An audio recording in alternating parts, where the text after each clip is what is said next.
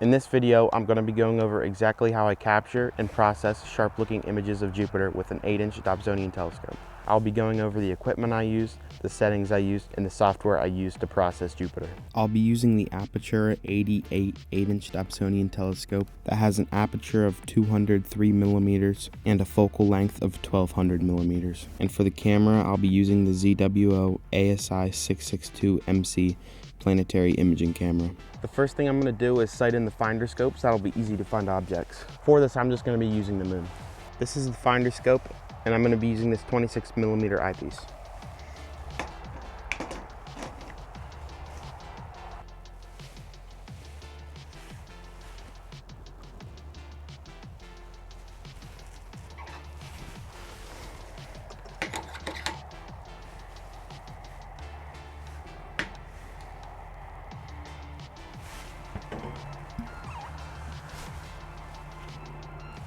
Alright, so it should be already pretty good lined up. So I'm just going to line up the moon, then get this in focus.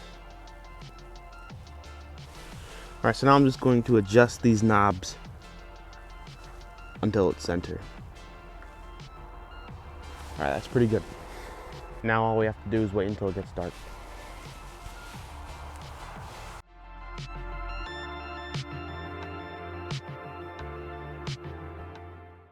Alright, so now it's dark out, obviously.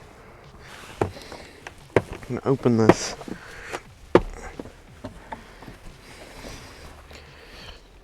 And we're going to use a dedicated planetary imaging camera. This is the ZWO ASI 662 MC, which will give us very nice results. Alright, so we're gonna put the camera in here. Going to tighten this screw down. So we're going to take this end of the cord, we're going to plug it in right there, and this goes to USB 3.0. Since I'm using a MacBook, I'm going to plug it into an adapter.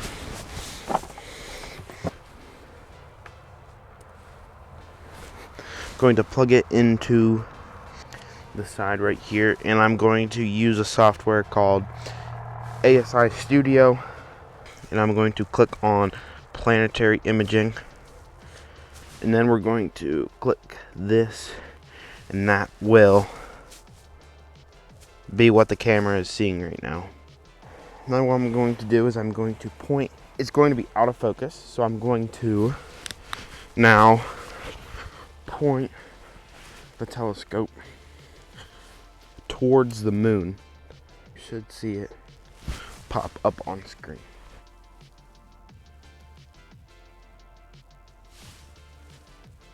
Right there's the moon, and you can see it's out of focus, so we're going to turn the focusing knob until we get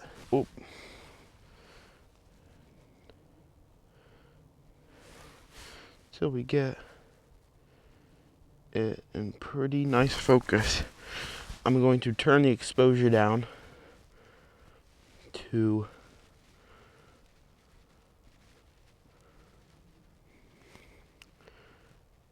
do a 2 and the gain down. Right now I'm just making sure we have it in somewhat of decent focus so that it's easier to find Jupiter. Okay, now that we got it in focus, I'm now going to try and point it toward Jupiter. Oh, I can see. I'm going to turn the exposure up. There is Jupiter.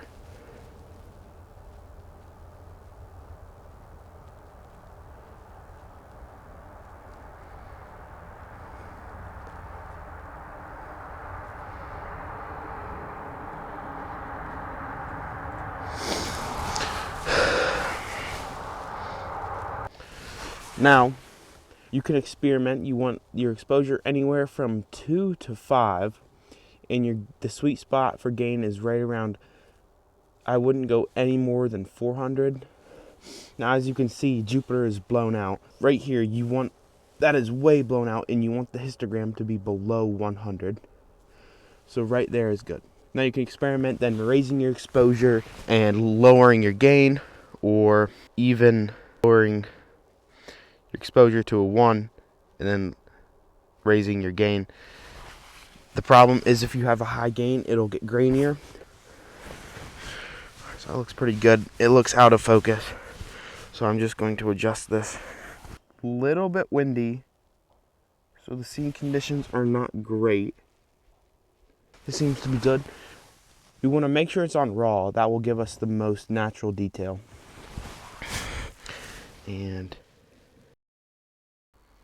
okay, I'm going to adjust this down to the right. I'm just going to make sure that it's still in focus.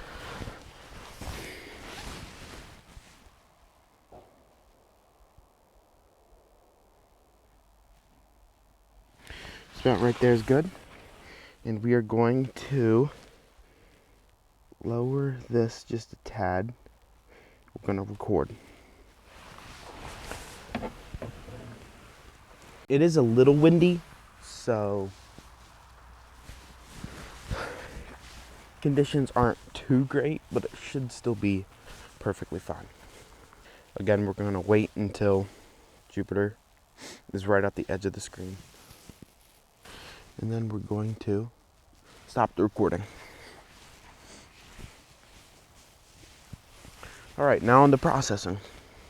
Alright, I went over the file that I took, and the quality was usable, but not worth it. So I went out the next night, and the conditions were very nice.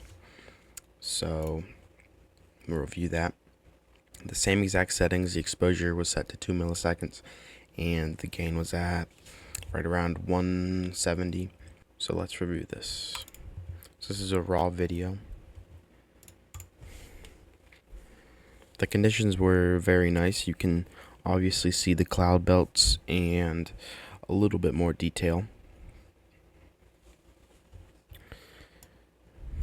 So I just wait until it gets to the very edge, and then I stop the recording.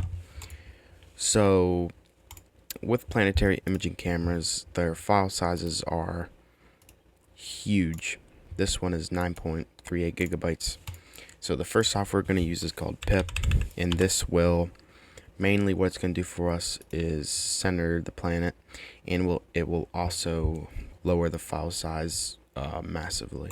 So we're going to add this file,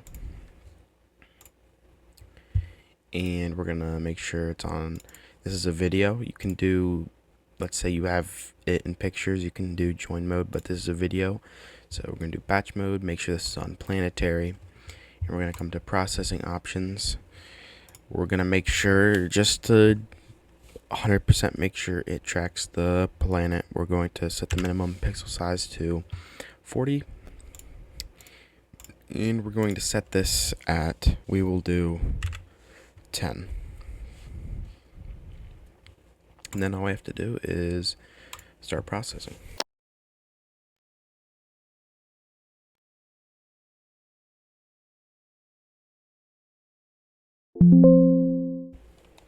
Alright, now it's complete. We can close this and we will see what it did.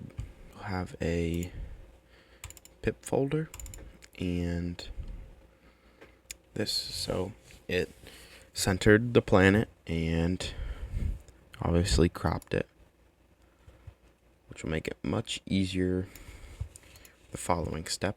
Alright, the next software we're going to use is called AutoStakkert. This is going to analyze all of the frames and will line them up best to worst, and we can pick how many we want from there for it to stack.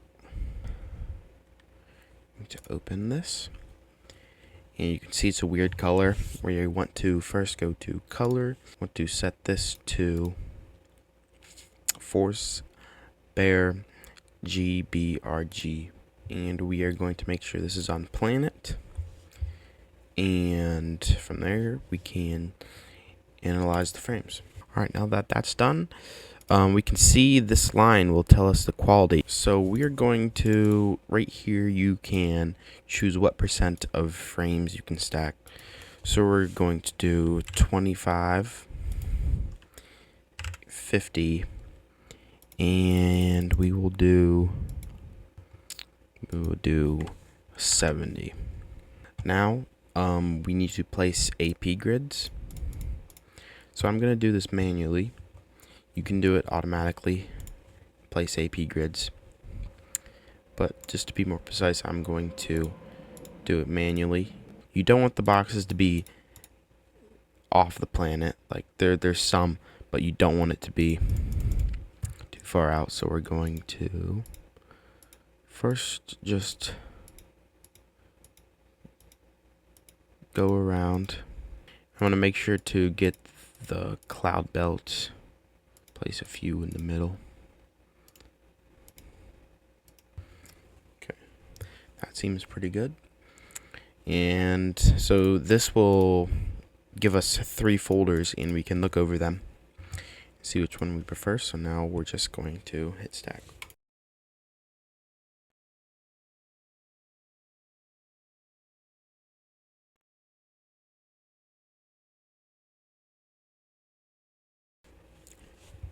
Alright, now we can close that, and we will see what it gave us. So we have these folders. Let's open the 25% one.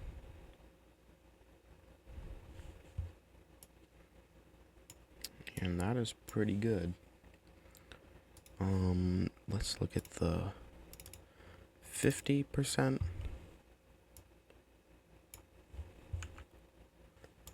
And the 70%. Okay.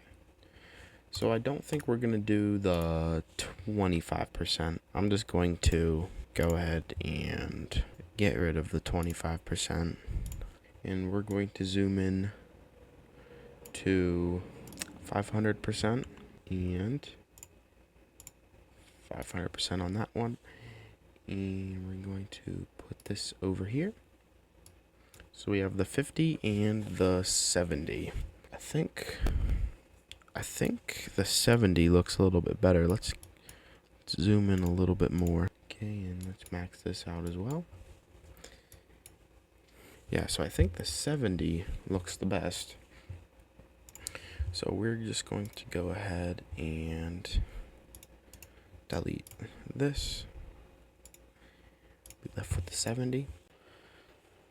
Alright, the last software we're going to use is called WaveSharp. So this is basically a sharpening software. So these sliders over here, we have the majority of the detail, the larger, medium, and the finer detail. So the first thing I'm going to do is just adjust this one. I like to start at right about 70. And already you can see how much better that looks with the sharpening. I think I might bump this up. Now if we go too high, it starts to look a little bit weird. So, and unnatural. So we're going to want to... I'm going to go at 110. Now let's do the medium slider. Somewhere around 50 is pretty good. We'll do 50. And then the finer detail slider, we'll do 30. And then I'm just going to play with these boxes.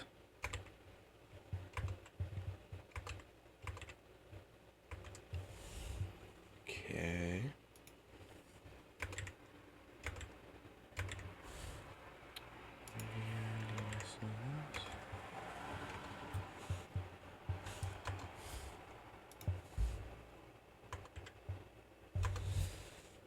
Too much. Okay, and that looks pretty good. So if I unclick these boxes, this is what it looked like before and then after sharpening. So obviously much Much better. I might just lower this down a little bit. We'll do 85. Maybe down a little bit more. We will do 80. And I'm just going to click this noise box up just to make sure that there's no noise. I'm going to do 0.105 of one of those. I might just not denoise it. We'll do that. Alright, so look, that looks quite good. So again, this is what it looked like before and after the sharpening. And then the last thing I want to do in here is this camera shoots in LRGB, so we're going to want to come here and make sure that is on LRGB. You can see how its natural colors appear. So now we're just going to save it here. And then the last thing I'm going to do is just adjust a few things in PhotOshop. And I am going to open PhotOshop. I'm going to make a new file, create, and come to File, Open,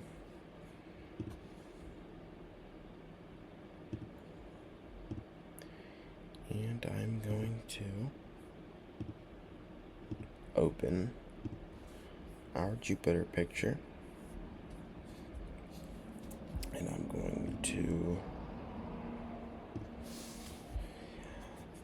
and I'm going to come to Camera Raw Filter, and I'm going to adjust the saturation between 20 and 40. So I'll just go right in between to a 30, and already that looks much better. I'm actually bring it down a little bit to 25. Then I'm going to adjust the clarity, not too much. I'm going to adjust the clarity just by a little bit. Let's do 10. And I don't have to adjust anything else. And as you can see, it's kind of pixelated. Now some people will not do this at all. I'm going to come to Image, and I'm going to do a topaz. I'll do 4 times. And this is basically just going to upscale the image. Alright, now you can see it is much less pixelated, so this is what it looked like. This is what it looked like before. You can see those boxes. Now it doesn't actually look like this. This is just to make it easier to show you. This just makes it easier to show you where the pixels are at. But then there's that compared to that, so the resolution is higher. And that's our final image. We're just going to export this, Jupiter 2, and we will hit save. Now we can come here, and we have our final image of Jupiter.